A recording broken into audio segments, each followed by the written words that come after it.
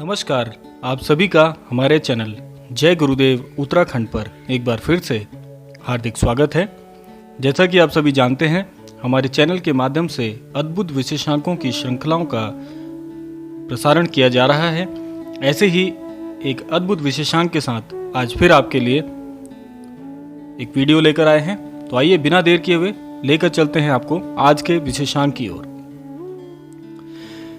मनुष्य अपने समस्त कामनाओं के साथ में ईश्वर को अपना बनाने के लगातार प्रयास करता रहता है, लेकिन इसी परस्पर प्रयास के साथ साथ वह कई ऐसे विषम मार्ग भी खोज लेता है जिससे वह कई बुरी आदतों का चाहे अनचाहे शिकार बन जाता है, जहां से वह सारी कोशिशों के बाद भी उन बुरे प्रयासों से निकल नहीं पाता है, उन बुरी आदतों से अपना पीछा नहीं छुड़ा पाता है।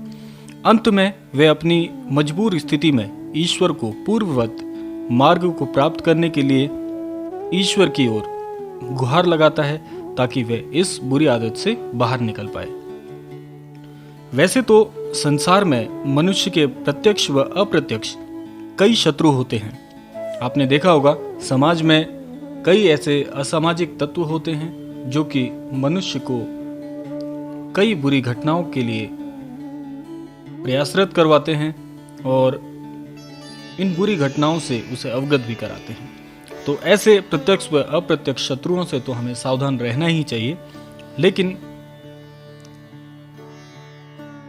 क्या आप जानते हैं, मनुष्य के जीवन में कई गुप्त शत्रु भी होते हैं। गुप्त शत्रु जो होते हैं वह दिखाई नहीं देते, वह समाज के बीच में ही छुपकर आपको या आप पर हावी रहते हैं। उसी प्रकार से जो मनुष्य है, मनुष्य को इसी कारण कई बार सफलता नहीं मिल पाती है और यही गुप्त शत्रु मनुष्य को उसकी सफलता के लिए या सफलता के आड़े आकर मनुष्य को उसकी उन्नति से अवगत नहीं होने देते।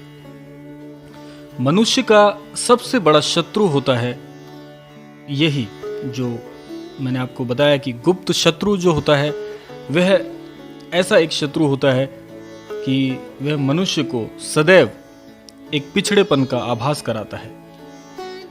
तो वैसे तो देखा जाए प्रत्यक्ष तौर पे बहुत सारे शत्रु होते ही हैं, अप्रत्यक्ष तौर पे काफी शत्रु होते हैं। तो उसी तरह से एक मानसिक गुप्त शत्रु होता है अविश्वास। मनुष्य का उसका खुद का अविश्वास, या आप इसको ऐसे समझ लीजिए कि जब भी हम ईश्वर की ओर अविश्वास, अगर हम आध्यात्म की बात करें तो यहाँ पर सीधा सीधा अविश्वास जो शब्द का इस्तेमाल किया गया है वह ईश्वर के प्रति किया गया है कि मनुष्य जब ईश्वर पर अपना अविश्वास करता है तो वह सबसे बड़ी जीवन में भूल करता है। तो ये उसी समान होता है कि जैसे मनुष्य को उसके पैरों में पड़ी जंजीर के समान वह प्रतीत होता है, क्योंकि जो उसे कभी भी उसकी मंजिल तक यानी ईश्वर को प्राप्त करने के लिए जो वो प्रयास करता है वह सदैव उस कारण एक जंजीर की तरह होता है। जब भी मनुष्य ईश्वर को प्राप्त करने के लिए आगे बढ़ता है तो यह जंजीर उसे सदैव रोक देती है। जब भी कभी मनुष्य ईश्वर को प्राप्त करना चाहता है तब यही अविश्वास उसके सभी मनोभावों पर भारी पड़ जाता है। यानी कि जो भी कामनाएं, जो भी वह भाव ईश्वर के लिए रखता है, वे सारे भाव उस वक्त विषम बन जाते हैं।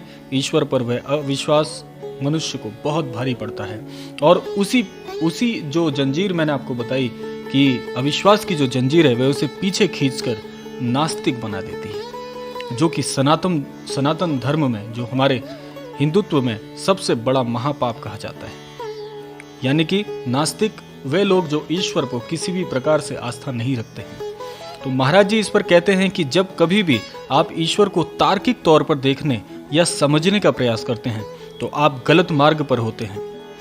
उस समय आप गलत दिशा में होते हैं और शून्य से शून्य होकर शून्य तक ही पहुंच जाते हैं। यानी कि जब आप किसी मंजिल की ओर निकलते हैं, यानी कि जब आप किसी गलत मार्ग पर चलते हैं तो आपको स्वाभाविक तौर पर मंजिल तो मिलेगी ही नहीं।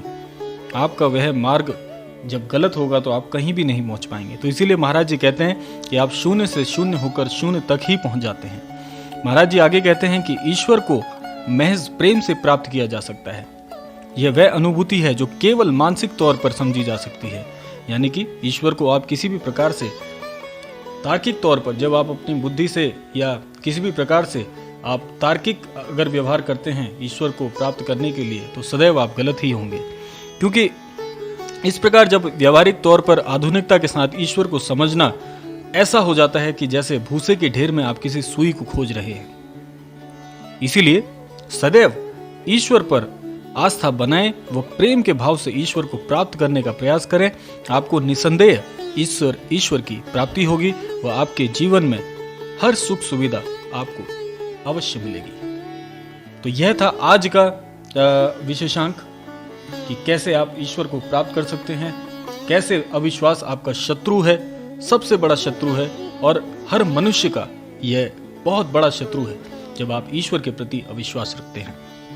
तो यह था आज का विशेषांक। आपको आज का विशेषांक कैसा लगा अवश्य हमें बताइएगा। यदि आपकी कोई प्रतिक्रिया है तो अपनी प्रतिक्रिया अवश्य दीजिएगा। तो आज का यह विशेषांक समापन की ओर आ चुका है। तो आज के इस क्रमांक को यहीं पे समाप्त करते हैं और मिलते हैं आपसे अगली किसी अद्भुत विशेषांक की श्रृंखला में।